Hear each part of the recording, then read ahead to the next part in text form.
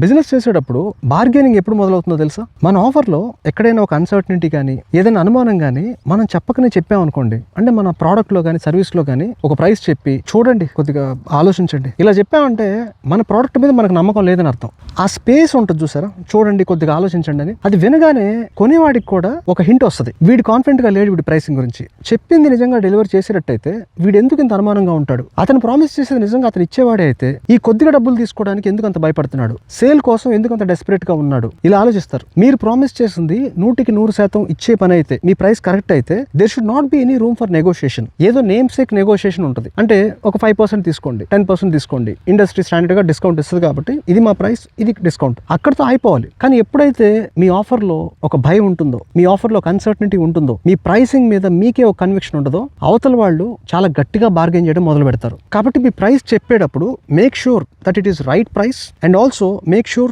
You believe in your own offer or your own product. ఆ belief లేకుండా మీరు అమ్మటం మొదలు పెడితే బేరాలు ఆడేవాళ్ళు ఎక్కువైపోతారు.